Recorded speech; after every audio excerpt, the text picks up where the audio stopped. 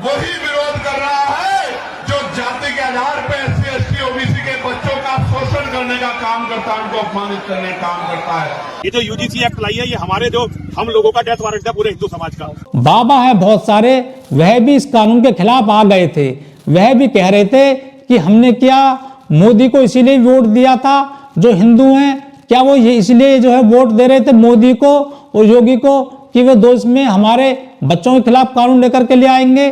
लेकिन उन्होंने गलत किया और यह आज उनको जो है भुगतना पड़ेगा आने वाले चुनाव में। इससे जो है सरकार के कई मंत्री डर गए कहीं नुकसान ना हो जाए चुनाव में, क्योंकि देश में जो राजनीति है वो राजनीति वोट की है। जो आजाद समाज पार्टी के जो सांसद हैं इकलौते चंद्रशेखर आजाद, उन्होंने इस पूरे मामले में काफी बड़ा विरोध जताया था और कहा था कि देश में यह कानून बहुत जरूरी हो जाता है, क्योंकि देश की यूनिवर्सिटी और कॉलेजों में एससी एसटी ओबीसी स्टूडेंट्स के साथ में बड़े पैमाने पर जातिवाद किया जाता है। चाहे वो प्रोफेसर हो एससी एसटी ओबीसी के, चाहे जो है वो छात्र हो, सभी को निशाना बनाया जाता है। जो एससी एसटी और ओबीसी के जो सांसद हैं 131 और 138, यह क्यों और कैसे कहां बैठे हैं? आखिर क्या इनके बच्चे पढ़ते नहीं हैं? क्या इनके बच्चे जो है यूनिवर्सिटी में नहीं पढ़ते हैं?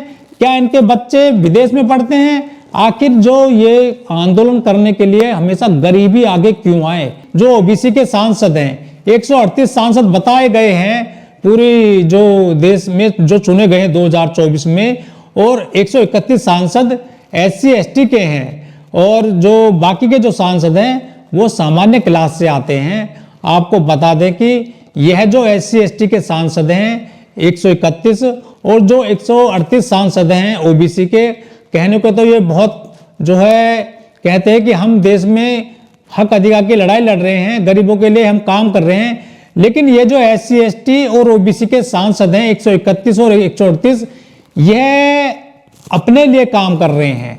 अगर ये चाहते तो इस कानून पर जिस तरह से सवर्ण क्लास के लोगों ने अपना विरोध जताया था, उसी तरह से ये ओबीसी और एससी एसटी के सांसद भी अपना विरोध जो है जता सकते थे, या इस कानून के पक्ष में कहीं ना कहीं अपना वक्तव्य देते या खड़े होते कि नरेंद्र मोदी सरकार जो यह कानून लाई है यह देश के और छात्रों के हित में लाई है। लेकिन ओबीसी के 138 सांसद और एससी एसटी के 131 सांसदों में से किसी ने भी कुछ भी नहीं बोला। सुप्रीम कोर्ट के 2 जजों की बेंच ने इस मामले पर सुनवाई करी। इस बेंच में खुद सीजेआई सूर्यकांत भी मौजूद थे। उन्होंने इस कानून पर कड़ी टिप्पणी करते हुए कहा कि यह जो कानून लाया गया है देश में नरेंद्र मोदी सरकार के द्वारा, यह फिलहाल व्यवहारिक नहीं है। यह जो है इसमें अभी चेंज हो सकते हैं, उसमें क्या हटाना है और क्या जोड़ना है यह भविष्य का विषय है। फिलहाल यह कानून रोक दिया गया है सुप्रीम कोर्ट के द्वारा और अब इसमें अगली सुनवाई 19 मार्च को।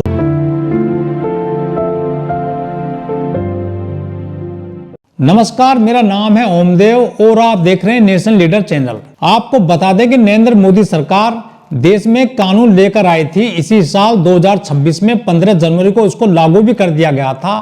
लेकिन इस कानून का बड़े पैमाने पर विरोध किया गया। यह जो विरोध करने वाले थे यह कोई आम लोग नहीं थे, यह वह लोग थे जिनके दिमाग में जातिवाद ठोका हुआ है। सदियों से, हजारों साल से यह लोग जातिवाद को पाले हुए हैं। यही वजह है कि बड़े पैमाने पर इस कानून का विरोध किया गया और सवर्ण क्लास के लोगों ने कहा कि यह जो कानून आया है नरेंद्र मोदी सरकार के द्वारा, यह कानून नहीं है, यह उनके बच्चों के लिए यूनिवर्सिटी और कॉलेजों में डेथ वारंट है। मतलब उन्होंने सीधे सीधे आरोप लगा दिए नरेंद्र मोदी सरकार के कानून पर कि यह जो सरकार कानून लाई है कॉलेज और यूनिवर्सिटी के लिए, यह एससी एसटी स्टूडेंट्स के द्वारा और ओबीसी स्टूडेंट्स के द्वारा सवर्ण क्लास के स्टूडेंट्स को सीधे तौर पर निशाना बनाया जाएगा और उनकी पढ़ाई को बीच में ही रोक दिया जाएगा विभिन्न प्रकार के आरोप लगाकर। तो यह लोग डर गए पहले से ही इस कानून को लेकर और उन्होंने बड़े पैमाने पर विरोध किया देश के अलग अलग हिस्सों में नरेंद्र मोदी और अमित शाह का, जिसके बाद में सुप्रीम कोर्ट में यह मामला पहुंचा। सुप्रीम कोर्ट के जो सीजेआई हैं सूर्यकांत जी, उन्होंने इस मामले पर जो है सुनवाई करी। सवर्ण क्लास के जो लोग हैं वो खुश हो गए हैं। उनका यही कहना है कि देखिए हमारी वजह से हमने जो विरोध किया था देश में अलग अलग स्थानों पर, हमने जो नरेंद्र मोदी और अमित शाह जी का विरोध किया था। हमने जो भाजपा के झंडे उतारे थे और भाजपा का जो विरोध किया था उसका असर हो गया है और अब यह कानून फिलहाल जो है रोक दिया गया है। इसमें अब कितनी तारीखें लगेंगी, यह कानून लागू होगा या नहीं होगा, यह भविष्य के गर्त में है। लेकिन अब दूसरा पक्ष है जो SC ST OBC लोग कहते हैं कि जो बुद्धिजीवी लोग हैं वो कहते हैं कि जो SC ST OBC समाज है यह देश में 85% है, हाथी जैसा समाज है, मतलब इसका आकार हाथी के बराबर है। सबसे बड़े दो मामले हम आपको बता देते हैं, जैसे कि 2016 का मामला है रोहित वेमुला का और दूसरा मामला 2019 का है डॉक्टर पायल तड़वी का। आपको बता दें कि रोहित वेमुला और डॉक्टर पायल तड़वी के सुसाइड के बाद में इस मामले को उनके परिजन सुप्रीम कोर्ट में ले गए थे, जहां पर तय किया गया था कि क्यों ना ऐसी जांच की जाए कि जिससे कि पता चल जाए कि देश के यूनिवर्सिटी और कॉलेजों में कहां पर कितना जातिवाद और डिस्क्रिमिनेशन होता है। जब इसमें जांच की गई तो करीब 15 दिन पहले ही मामले सामने आए कि देश में ऐसी घटनाएं, जातिवाद की घटनाएं देश के कॉलेजों में और यूनिवर्सिटी में उनमें बड़े पैमाने पर वृद्धि हो गई है। मतलब ऐसे मामले बढ़कर 119% हो गए हैं, जिसके बाद में नरेंद्र मोदी सरकार 15 जनवरी 2026 से यह कानून लागू कर दी। इस कानून को लेकर सवर्ण क्लास के लोगों को काफी डर हुआ और उन्होंने कहा कि यह तो हमारे स्टूडेंट्स के लिए, जो सवर्ण क्लास के स्टूडेंट हैं उनके लिए तो यह डेथ वारंट है। और उन्होंने इसका बड़े पैमाने पर विरोध हुआ तो देश में हलचल सी मच गई और सरकार के कई मंत्रियों को इस पर जवाब देना पड़ गया। आपको बता दें कि इस कानून के आने के बाद में सवर्ण क्लास के लोगों को डर लगने लगा कि उनके बच्चों को तो अब निशाना बनाया जाएगा, उनको पढ़ने नहीं दिया जाएगा और उनको जाति के आधार पर शोषण किया जाएगा, यह उनका आरोप है। लेकिन कुछ लोगों का यह भी कहना है कि इस मामले से जो शिक्षण संस्थान है, जो यूनिवर्सिटी है, कॉलेज है, वहां पर जो है जातिगत घटनाएं कम होती और जो जाति के आधार पर जो अपराध करते हैं उनमें कमी आती। लेकिन सवर्ण क्लास के लोग अब काफी खुश हैं, वह नौ बांस कूद रहे हैं और खुश हो रहे हैं। वो कह रहे हैं कि देखिए हमने ऐसा विरोध किया देश में, वो कानून को जो है रोक लगवा दिया उस कानून पर। यह कानून अब देश में कब लागू होगा या नहीं होगा यह भविष्य के गर्त में है, लेकिन फिलहाल इस कानून पर रोक लगा दी गई है। सुप्रीम कोर्ट ने सीधे सीधे कह दिया है कि इस कानून में काफी सुधार की जरूरत है। यह तो भविष्य की बात हो जाती है। अब हम बात कर लेते हैं SC ST के उन सांसदों की जो चुनकर जाते हैं लोकसभा में बाबा साहब के कोटे के दम पर।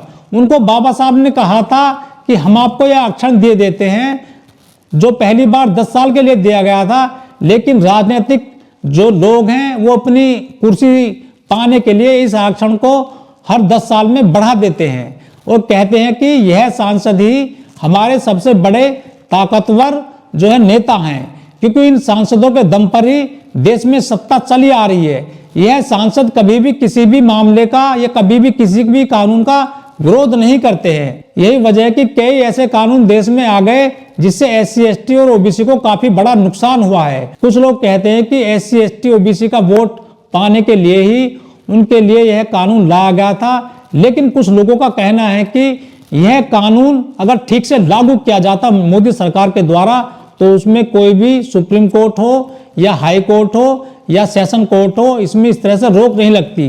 कुछ बुद्धिजीवी लोगों का यह भी कहना है कि यह कानून केवल एक, वो कहते हैं कि जैसे कि जब चावल तैयार किए जाते हैं तो उसको चेक किया जाता है कि चावल कच्चे हैं या पक्के हैं। तो यह जो कानून लाया गया था यह इसकी कोशिश की गई थी कि देश में देखें आखिर हालात कैसे हैं, कि कौन लोग विरोध करने वाले हैं, कौन लोग विरोध नहीं कर पाते हैं। सवर्ण क्लास के लोगों ने विरोध किया तो उनको तो सफलता मिल गई, फिलहाल इस कानून पर रोक लग गई है। कहने पे तो कहते हैं कि हम हाथी जैसा समाज है, अगर आप हाथी जैसा समाज होता ना SC ST OBC तो आप इस कानून के लिए आगे आते, लेकिन एक भी सांसद ने, चाहे सत्ता का है चाहे विपक्ष का है, एक भी सांसद SC का, ST का, OBC का आगे नहीं आया। वह केवल ट्विटर खेलते रहे या एक्स पर अपनी टिप्पणी देते रहे, लेकिन वह सड़क पर नहीं उतरे। सड़क पर उतरने के लिए केवल कौन आएगा? SC ST OBC भी जब आते हैं जब उनके हक मारे जाते हैं। आपको बता दें कि नरेंद्र मोदी सरकार ने ऐसे ही एक बार और प्रयास किया था 2 अप्रैल 2018 को देश में बड़ा आंदोलन हुआ था। आपको बता दें कि SC/ST एक्ट है जो, उसके विरोध में जो नरेंद्र मोदी सरकार है उसको कमजोर करने के लिए कोर्ट ने प्रयास किया था और यह उसकी शुरुआत हो गई थी। लेकिन जैसे ही पता चला SC/ST के लोगों को कि उनका जो सबसे बड़ा जो सुरक्षा कवच है SC/ST कानून, उसको सरकार कमजोर करने जा रही है या कर दिया है सुप्रीम कोर्ट के द्वारा। जैसे ही पता चला SC/ST के लोगों को कि नरेंद्र मोदी सरकार SC/ST कानून को कमजोर कर चुकी है और सुप्रीम कोर्ट में यह मामला जो है हो चुका है क्लियर, तो उन्होंने देश में बड़ा आंदोलन किया। 2 अप्रैल 2018 को यह आंदोलन हुआ था जिसमें पुलिस की गोली से या आम लोगों के, जो आम लोग हैं, ये आम लोग वो हैं जिनके दिमाग में जातिवाद है, जो यह नहीं चाहते कि इस देश में एट्रोसिटी एक्ट लागू रहे। आपको बता दें कि जिस तरह से इस कानून में, जो कानून नरेंद्र मोदी सरकार लाई है, इसमें कमी छोड़ दी गई, ठीक ऐसे ही उस कानून में भी कमी छोड़ दी गई थी 1989 में जो कानून ला गया था एट्रोसिटी एक्ट। तो ठीक कुछ विशेषज्ञों का यह कहना है कि इस कानून में भी इसी प्रकार से कमियां छोड़ी गई, जिसकी वजह से इस कानून को रिपील करना पड़ा है, मतलब इसको रोल बैक करना पड़ा है। यदि यह कानून पूरी तरह से जांच परख के और सभी पहलुओं को नजर में रखकर इसको लागू किया जाता तो हो सकता है तो यह कानून आज पीछे नहीं किया जाता या इसको रोल बैक नहीं किया जाता। ये कहीं ना कहीं सरकार के कुछ नुमाइंदे ऐसे कह रहे हैं या विपक्ष के कुछ लोग ऐसे कह रहे हैं, यह कहीं ना कहीं नेताओं की चाल हो सकती है। ये लोग चेक कर रहे हैं कि देश में व्यवस्था जो चल रही है उसमें कैसे नए नए प्रयोग किए जाएं। अब देखना यह है कि इस कानून का सबसे ज्यादा विरोध करने वाले 7वीं क्लास के लोग थे। किसी भी सरदार ने विरोध नहीं किया, किसी भी जाट ने विरोध नहीं किया, किसी भी मुसलमान ने विरोध नहीं किया इस कानून का। आपको बता दें कि नरेंद्र मोदी सरकार जब किसानों के लिए 3 कानून लेकर के आई थी, उस दरमियान भी इन्हीं जातिवादी लोगों ने, इन्हीं जातिवादी गुंडों ने किसानों को भी नए नए नामों से पुकारा था। किसी को तो कहा था कि ये तो आतंकवादी हैं, ये तो जो है देश को तोड़ना चाहते हैं, ये तो जो है दंगा भड़काना चाहते हैं। तो किसान भी उस मामले को भूले नहीं है और मुसलमान तो इस देश में अलग थलग पड़ा ही हुआ है। इसके अलावा SC/ST OBC भी अब जागने लगा है। यदि SC/ST OBC पूरी तरह से जाग गए तो वह अपने हक अधिकार लेकर रहेंगे। आपको बता दें कि देश जो है 2 धड़ों में नहीं बटेगा, यह देश सबका है। 150 करोड़ की आबादी है, यहाँ पर सबको सम्मान पूर्वक जीने का अधिकार है। सरकार को चाहिए कि इस कानून में कुछ फेरबदल करके और कुछ तब्दीली करके इसको देश में फिर से लागू किया जाए, जिससे कि जो देश के यूनिवर्सिटी और कॉलेज है वहां पर सभी स्टूडेंट्स सम्मान पूर्वक पढ़ाई कर सकें और देश को आगे ले जा सकें। सभी को नमस्ते, जय भीम।